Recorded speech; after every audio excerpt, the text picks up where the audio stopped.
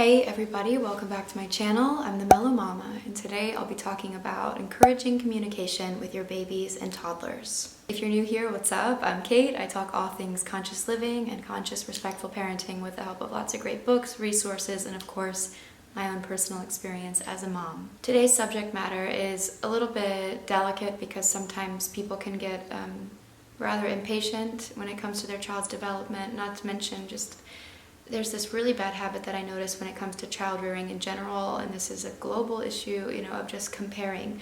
How is my child performing in comparison to other children? What is my kid doing? What milestones have your children hit at what age?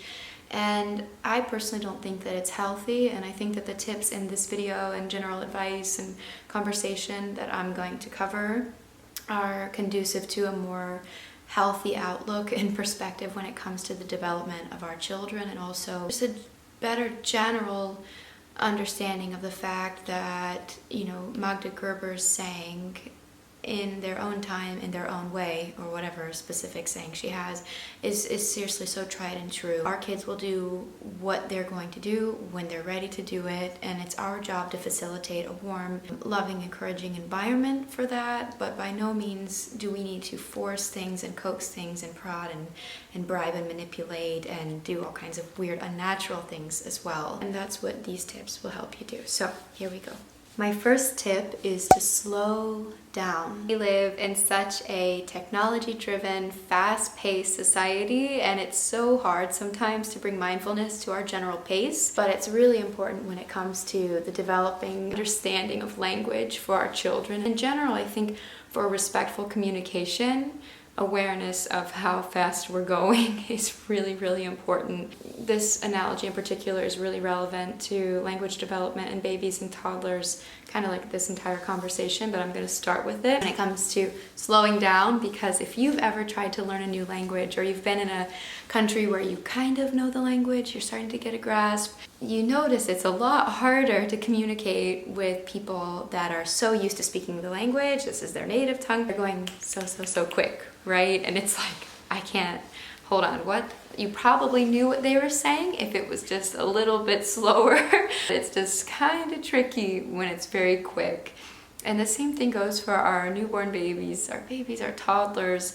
Just slow down for them a little bit. You don't have to be talking in full slow motion, but start to bring awareness to how quickly you're speaking. And also, along with quick speech comes very rigid physicality, in my opinion, from what I've noticed and observed even in myself when I'm in that go mode, and I'm just like, I've got a lot of urgency, I'm getting things done. Okay, yes, Donovan, I'm not really being super present in the way that I'm communicating with him. And I think that's a really important piece of this as well. Which brings me to my next tip. Eye contact. I personally find this makes a huge difference in all of my communication, whether it's to my son and at any age for Donovan. Like, it's easy to make eye contact with a newborn baby, in my opinion, because you're just like, wow, this new, fresh person. When we have toddlers that are kind of starting to speak themselves and they've got a lot more autonomy, they don't need us quite as much, it can be very easy to be a little bit more flippant with the way that we talk to them and communicate with them, because we can sort of say things off the cuff or while we're doing something else or cooking. Oh, did you see that, Donovan? But bringing awareness to eye contact really, in my opinion, is like the missing piece a lot of the time in my days, where I do feel that I'm not as connected to feeling like I'm not centered myself, or something's just like off. It always brings me back to center, because making clear eye contact with somebody forces you to be very present and very engaged. No matter what's going on in my world, work obligations, projects, people that need my attention or my help, no matter what it is, just the general goings on of being, having to care for a home, all that stuff can be so scattery and noisy. But if you actually just stop for a second, make eye contact, and communicate with your child, oh my gosh, what a world of difference it makes. letting that outside noise overcome you and also trickle into the way that you communicate and talk to your child. Like, oh yeah, okay, get in your car seat, we're going, and never actually really being truly present and engaged. My third tip is to make sure that this actually is a two-way street of communication from the first day that you have your baby in your arms. Are you really viewing your child and interpreting your child as a whole rational being with real thoughts, real feelings, real rational needs? Or are you regarding them as sort of this potato person that's just kind of like there and doesn't feel it or think anything at all? Unfortunately, I really do notice that this is sort of common. People are just like, oh yeah, you just change them super fast and you do da da da da da da, like just very mindless with a newborn baby because they think like, oh, they don't know what's going on around them. And I think that the more we adopt this strange mindset, the more we give into it, of course, like the harder it will be for our baby to truly be able to express themselves clearly and communicate with us clearly all the time. But when given the opportunity for us to actually communicate, again, both ways, our children will surprise us left and right. It's incredible what your children are capable of from infancy and what they're telling you and what they're trying to express to you. I mean, our children are, and I say this confidently, they are constantly trying to work with you. They're always trying to be your teammate, to cooperate with you, to get their needs met and respect your needs as well. But in order for that to even happen, in order for us to understand that sort of communication and start to build that foundation in the relationship of clear communication and respect, the opportunity has to even exist, which means we need to listen more. We need to observe more. We need to truly be interpreting signals. We need to be looking for different signs of communication and actually respond to them, as opposed to just doing things to our baby. And I just made a video about this. You know, my favorite tip is just to actually allow for the pause between telling your baby something or asking them something and then just doing it, as opposed to just giving that pause, giving that tiny little beat between the request and the action. Give them an opportunity to communicate with you. Even if you're like, this feels ridiculous, please allow for that window. Can you see? Donovan wanted to show you guys this house. So what that actually looks like is really asking your child and telling your child before you do things. I give the analogy all the time that if you were somebody who could no longer help yourself, go to the bathroom, change yourself after going to the bathroom, or clean yourself in the bath or the shower, feed yourself, make yourself food, how would you want someone to interact with you? Would you want them to check in with you, make eye contact, talk slowly to you, let you know if, you know, they were gonna wash you or take your clothes off, clean you? I think that gives so much clear perspective to the way that we need to communicate with our children, but it's also just such a great tie-in to this, that it's a two-way street. You know, our children are telling us things all the time, and they're giving us signs of readiness when we go to do things like feed them or take off their clothes or clean them. All the time our kids are showing us from infancy that, okay, they're ready for that, comfortable with that. Hey, oh my gosh, you have it in your shirt. And it's so easy to forget to just listen and observe. So letting your child know what you're going to do before you do it, and then actually waiting for some sort of response, even if it's like 2-3 seconds, and then doing it is such a wonderful avenue for more clear communication and respectful communication moving forward. I mentioned that I think that's wonderful advice for any relationship because, again, as I say in every single video that I produce, the advice that I give here, you can apply to a relationship with a spouse, a coworker, a friend, an adult, you know, I was gonna say parent, but like, you know what I mean, like your parents as adults. Are you making eye contact? Are you slowing down? Are you really listening, or are you waiting for your turn to speak? Are you actually like filling people in about what you're gonna do, or are you just doing it? You know, do you give people the opportunity to actually respond to you? Just food for thought. Moving on to the next tip. Fourth tip goes hand in hand with the rest, and it's to be authentic. Use your real voice and don't talk in third person. I don't know how many times I could tell you that people around me at story time or wherever we're at the park are talking to their children, in my opinion, like people talk to their dogs. And a lot of people get defensive about motherese. And even Janet Lansbury talks about this in her book, which I find really interesting. And she also, you know, I share the same perspective that she shares, which is that motherese is something that is appropriate for a pet, totally fine. And of course, there's a natural tendency to speak in a higher pitched voice or a slower pace. That's fine, but as long as it's authentic. If you find yourself speaking to your child like, Donovan, hi honey, how are you? It's very strange. And you would never address another person that way. And a lot of times that people have gotten defensive about this with me, their reasoning is that, you know, like, this is a natural tendency that I have. It's comforting for my child.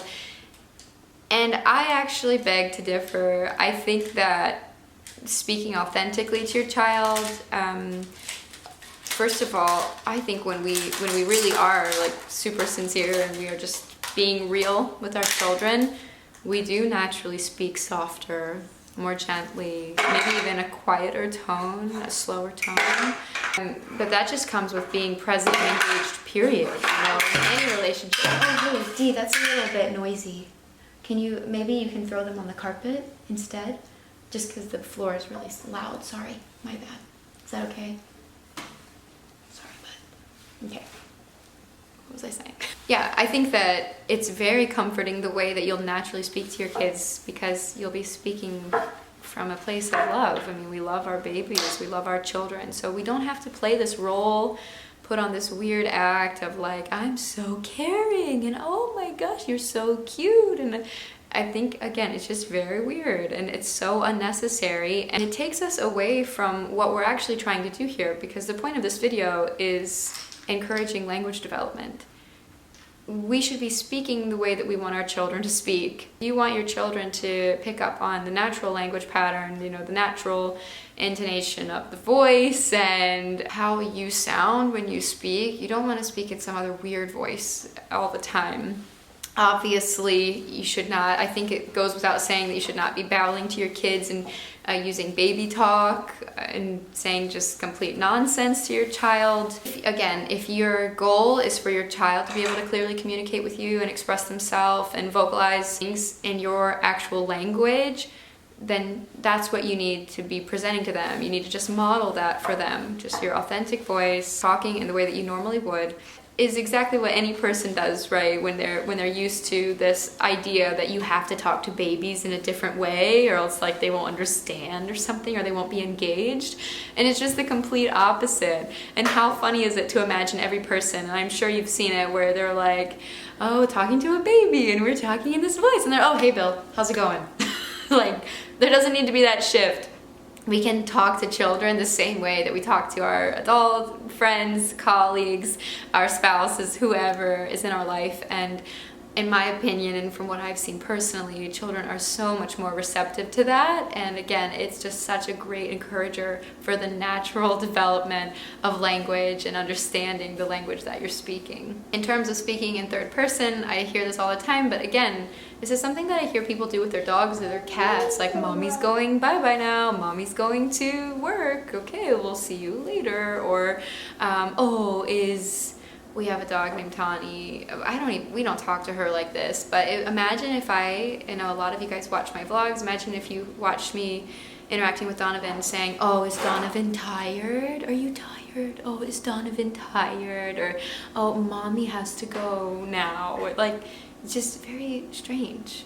If you want your child to understand like basic pronouns and use them properly and just understand like, you know, grammatical correctness, I guess, you've got to demonstrate that. You want to show them the way. Tip number 5 has to do with authenticity as well, and this just has to do with the kind of conversations that you're having with your child.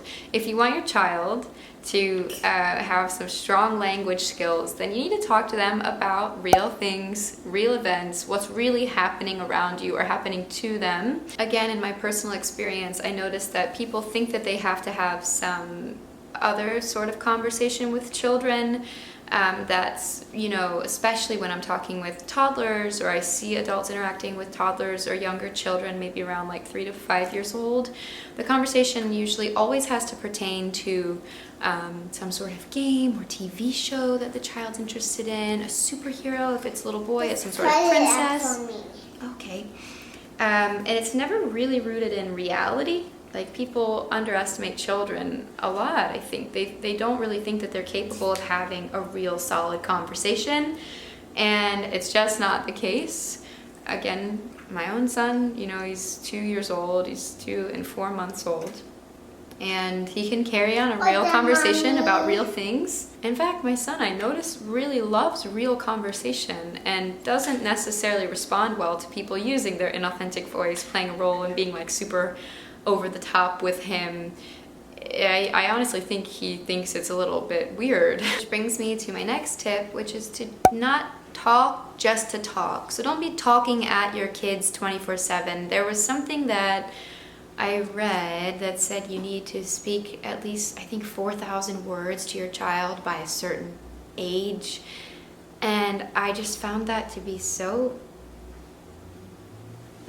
odd, and also really hard to track and stressful and completely forced and unnatural. Language is the most natural learned thing because we're talking all the time. So language has so many different parts. I mean, I mentioned physicality, our physical body and our mannerisms too, but it's a huge part of it. We communicate so much with our face, with our hands, with our bodies. So to just be talking at your child to hopefully get enough words in or whatever is so unnatural and so unnecessary. Be authentic with your conversation. If a conversation needs to be had, have it. If you want to address something, or if you want to bring attention to something, or you just want to talk to your child, which is totally fine, of course do it. But I get loads of messages from people saying, Kate, and it's usually in regard to independent play. If you haven't watched my video on independent play, I'll put it in the description box below. Hopefully you'll go take a look at that. A piece of independent play is not interrupting your child, not getting in the way of whatever learning is really happening there. I think what I'm generally understanding from what people have written to me is that they're afraid that if they don't engage with their child a ton, that they're not doing their job. They're not being a present parent. They're not stimulating their child enough. Their child isn't learning enough. They're not teaching their child enough. And it cannot be further from the truth. Children are so overstimulated from day one. The world is just such a new place with so much to see and feel and experience and all of that stuff. In fact, it's more of our job to allow the learning to unfold, allow them to unfold before us, and us to not interrupt that natural process. And when it comes to language development, I think this is key as well. Not just talking to your kids to hear yourself talk or to get the words out of the way, but to really actually have conversations that matter, that are relevant, and that make sense. Don't sacrifice beautiful moments of uninterrupted learning, which is typically done in play, by this inherent need to just talk at your kid. Oh, I see what you're doing there. I'm so used to sports casting mode, but a lot of the time people say, that's so good. Wow, look at that tower you built, or wow, look at that thing you did. And it's just not necessary. So if you're stressed that you're not talking to your kids enough, trust me, you are, especially if you're just having real conversations with them on a daily basis about things that are happening to them or around them, or you feel the need to do this sometimes if it makes you feel better watching. When I'll be in the car, I'll think oh gosh, should I talk? Donovan and I, I'll just be in my own thoughts and we'll be driving along and I'm like, oh gosh, I should probably say something. And then I look back and I'm like, why interrupt this moment for him? He's at peace too. We're just at peace driving along. There doesn't need to be a conversation here. Just like if you had a spouse that you were really comfortable with in the car with you, sometimes you don't need to have a conversation. You want to talk too? Yeah. Okay, all right, go ahead. What do you want to cover? I'm going to sit you on my lap, okay? Okay. Right? What would you like to talk about, Dee? Cookies. Cookies? Yes. What kind? Top cookie. Which ones? Top cookie.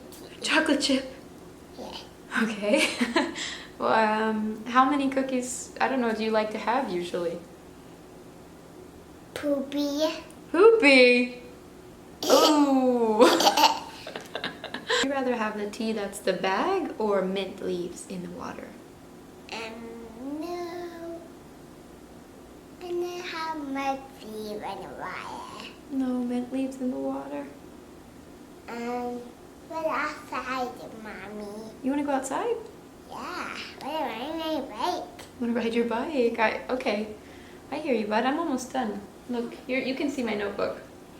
So I've got... Oh! I know, there's a lot there. I wrote a lot of notes. All right. Oh, we'll go on to our next tip. You think? Tip. Yeah, sure. It's about reading books. Tell them, read books. Read books. Read books. That's my next tip. So, reading books and being a reader, again, if you want... I want to talk. Oh, okay. If you want your child... Sorry, it's out of focus. Move, Hold on. Mommy. Don't move? Yeah, don't move. Books are hands down the number one way, in my opinion, to introduce your children to different words and different environments, right, that you couldn't normally expose them to. I mean, like Matilda, what's the book? Madeline, for example, is based in Paris. Donovan has not been to Paris, neither have I. So seeing like the Eiffel Tower and seeing all of these little girls and like the different seasons and the tiger at the zoo and all these things. I mean, I just feel like books are such a wonderful way to introduce your children to new vocabulary and again, new conversation based on things that you wouldn't normally see in your ordinary day-to-day life, but also exposing them to the actual print language, our letters, our alphabet, numbers, punctuation, etc. There's this wonderful book that I read called Raising Kids Who Read, and it's been a little while since I read it. It's probably been about 2 years. I read it maybe a little bit after Donovan was born, and I think it's wonderful for a lot of reasons. I like all the advice that I read in there for the most part, and one of them was not to actually put your finger along the words because it actually distracts from interpreting the story and putting two and two together. So hearing the language, hearing the actual story being told, and associating it with the pictures there, and really putting everything together. I think actually pointing out each letter or pointing out each word is a really unnatural way, in the author's opinion, of introducing language and getting your child interested in reading, because it takes the attention away from the actual story that's being told, which is the most exciting thing, and that's where the real learning is happening. That's sort of a tip inside of a tip, but along with that, just being super duper engaged while reading books and using different voices. I also like to use props sometimes when I read books. For example, if we read No More Monkeys Jumping on the Bed, that kind of book, we actually have a monkey stuffed animal, and I'll make him fall and hit his head and all that stuff, or an alligator stuffed animal, or if there's a book about rain, we have the rain stick from Plant Toys that sounds like rain, or we have little shakers for different, purposes. Like maybe if I'm reading a book like Chicka Chicka Boom Boom that actually does intentionally introduce letters, which I love this book.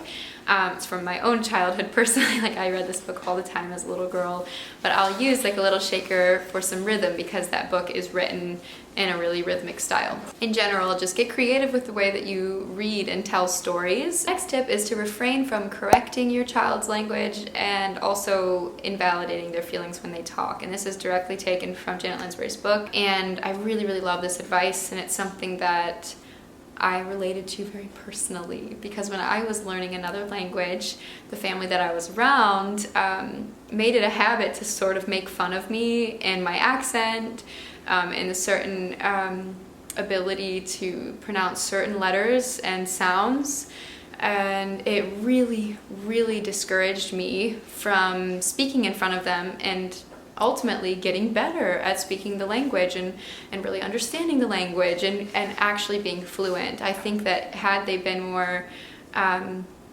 guess, polite and kind to me when I was learning language, I would have I would have learned way more quickly and also felt so much more comfortable in conversation, and I would have been able to correct those mistakes on my own over time as I got more and more comfortable. And the same thing applies to the way that our children are learning. And I forget, I need to like look back. I think it was John Holt. I forget who made the actual reference to that, but this person said, imagine, having a foreign visitor in your home or somebody in your life, where this is their second language that they're speaking to you in or trying to speak to you in.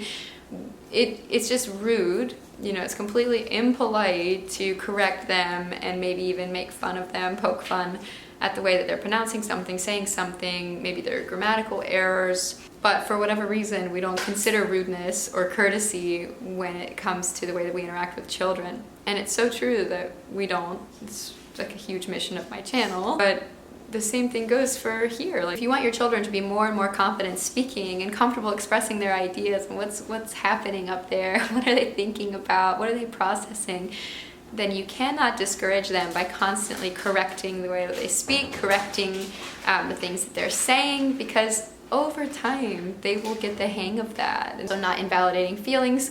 And this one is huge because I feel like this happens so much, and again, it just aligns so much with just the general theme of respectful parenting. But when your child is talking about something, instead of just like dismissing it because you're afraid that they're thinking about this, and like, I think I'll use my own personal example. So Donovan, obviously loves cookies. He talked about them and instead of saying like, oh no, you've already had one, if he brings them up, and like, we're not having them right now, and like jumping to that right away, or no, you can't possibly want one right now because we've already had one and you're full. Just welcoming the conversation and not being in defense mode. So saying something along the lines of, oh, you're thinking about cookies again, you love cookies, yeah, what kind of cookies do you love most, and actually turning it into a genuinely nice conversation, as opposed to focusing on how you're going to be taken for a ride or whatever by your child. Same thing goes for, Donovan talks a lot about Nana and Papa or other people in our life, our friend Alex, and sometimes I know that we can't see them, or that we're not going to see them for a couple of days or a week, who knows. And instead of being like, oh no, you're not going to see them right now, I'm like, oh, you're thinking about Nana and Papa. Oh, yeah, I know. Last time we were at their house, we jumped on the trampoline, right? Oh, I know. And I start an actual conversation with him. So just welcoming your child's thoughts and ideas, as opposed to dismissing them right away, is a wonderful key aspect to encouraging language development. This tip is to not make your child perform for you. And this one's really hard because our children saying new words and saying cute things is cute. It is adorable. When Donovan knew where his nose and eyes were, everybody and their brother was like, where's your nose? Where are your eyes? Where's your belly? And it's hard not to because you're just so impressed with your child, right? It happens to all of us. I think we're in shock, holy crap, my kid knows things. They're putting things together that I've said or that they've heard or that maybe I've unintentionally taught them. Donovan used to say, 1 through 10 before he was 2 years old, and I was just always in shock by it. I'm I never even intentionally taught him numbers. Holy moly. And I think I would, kind of not make him perform, but I would myself. Personally, I would sing songs where I would hear him say the numbers because I was oh my gosh, that's so cool. But it's not that respectful of me, because it's not authentic, it's not sincere. And of course, some people watching are going to be oh my gosh, are you kidding me, really? But again, I think right now the focus of this video is to encourage the natural development of language and understanding of language and a comfortability around language and speaking and communicating in a healthy way. And it is not healthy to coax and prod and bribe your kids to perform for you. In fact, I think that some children, we all have different personalities and a different take on life and social interactions, and some of our kids might actually feel sort of clammy in that way, when you're at a big party and you tell them, oh, show everybody. I had these one friends that, their child always said this one thing associated with football, And everywhere they went, it was like a party trick. They'd be like, okay, say this, and everybody'd be like, oh my gosh, haha, whatever. And sometimes I could tell that this little girl was like really uncomfortable. She didn't really like, she was like kind of at stage fright sort of, and she could tell everybody, all eyes were on her, and it was time for her to like perform, and it's just so unnecessary. There are just so many wonderful ways that you could have, you know, respectfully communicated in that case and in every case, and still have just such an adorable, endearing interaction, because children are incredible and endearing on their own. You know, everything they do is just so beautiful and precious. So you don't have to make them perform for you or show how smart they are and all that stuff. It's just not nice. Huh? Kind of full. Am I full? Yeah. I'm kind of full, yeah. But some to see. No, thank you. Oh, there's the trash guy. What as it might be, refrain from testing your child and making them perform for other people and for you. Just allow, again, this sort of natural learning process to happen as it's going to happen. Speaking of what your baby has to say, baby speak, you know, baby babble, what your children are saying, maybe some people call it gibberish, is them really truly trying to talk to you. So if you just talk back to them in the same way, so if they say and you say back, there's no benefit for your child, but actually trying to understand what's happening there. What are they trying to talk to you about? Maybe what just happened in your environment, or maybe you're making food, or maybe you know that they're hungry if they're nursing, let's say, or just had a snack, or you're prepared. I don't know what it could be, but try to actually figure out what it is that your child is talking about. Whoa. Focus on the fact that they're just trying to communicate with you. Start there. It doesn't have to be deciphering, you know, baby speak, but don't baby speak back to them. Actually say, oh, I see you're trying to tell me something. Say you're outside maybe. Oh, are you looking at those trees? They're waving in the breeze. Be a whole host of things that your child is trying to communicate with you, but we cut off the ability to really start the back and forth, the communication, the conversation, when we just interpret it as like, oh, like my child is babbling at me, I'm gonna babble right back. So actually use that again as an opportunity to start communicating and start a conversation. Oh, you're trying to tell me something. What could that be? And actually try to figure it out. What could it be? Last tip is something that I addressed in the very beginning, and that is to just relax and be patient and understand the root of all of this, which is that your child's natural development is their best development. If you're giving them the proper environment to grow and thrive, and you know you're supporting them in all of these ways, for example, you're doing such a wonderful job. I know sometimes it can be a really overwhelming thing to be a parent in regard to our child's general development and well-being, especially because there's all these people, you know, like me, you know, have YouTube channels, and you see how their children are and how they're developing and what they can do and who they're becoming. But the real truth is that it doesn't matter at all. My favorite example ever has nothing to do with language development, but it is all about giving people their time and space to grow and do exactly what they need to do when they need to do it. And it's Maya Rudolph. If you don't know who she is, she was this incredible Olympic champion, this runner. And when she was a little girl, you know, they had told her that she would never walk. She was in braces. I think she was in a wheelchair at one point. Probably should have reviewed this history before I started speaking on it. The point is that, you know, of course, I'm sure that her parents were a little bit stressed out. Maybe her caregivers are probably like, well, this is horrible. This poor little girl is never going to walk. Want to say hi? Want to say hi? Sure, if you want to. They probably never would have guessed that she would become the fastest woman in the world. And you know, not to say that your child is going to become this like Olympic champion or I don't know, some sort of incredible Shakespearean actor who has an amazing knack for language. But my point is that the process of learning, hold on 1 second. The process of learning and just the development of a person does not need to be this crazy rushed process. Sooner is definitely not better, and I don't think it means anything. I was good at a lot of things at a very early age, and I did not excel at all of them. I did not become a professional in all of those areas. And, you know, going back to like this sort of like Olympic runner thing, I think I've mentioned this before because I find it to be such a perfect, relevant analogy. When you see somebody that has become just like so successful in any arena, nobody ever interviews them and asks them, so okay, exactly at what month did you start walking, or did you start talking, or when were you saying consonant sounds? Can you, Leonardo DiCaprio, can you tell me exactly when did you start speaking? All right, let's get your mom on the line.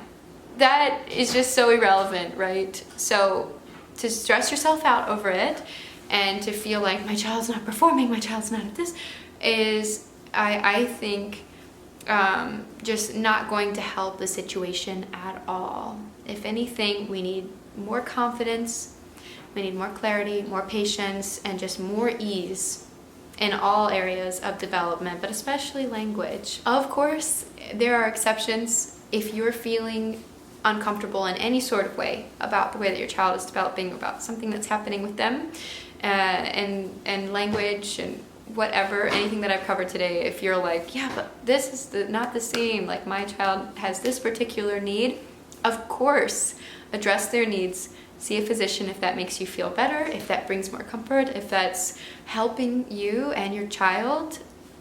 Always, always, always do what makes you feel best, because when we feel good as parents, we have a better relationship with our kids. Oh yeah, go get him. Okay. Thanks, bud. And we have a better relationship with ourselves. Like, peace is what we really need at the end of the day, and that's kind of the point of my channel. So yeah, okay, hopefully this was helpful for you guys. If it was, please give it a thumbs up, hit the like button for me, subscribe to my channel if you haven't done that already. Oh, thanks, bud. We'll put that outside. Go over to my Instagram at @themellowmama to hear more from me, see more from me, and interact with me, since my comments are always disabled. As always, thank you so much for watching this video, and I will see you on the next one.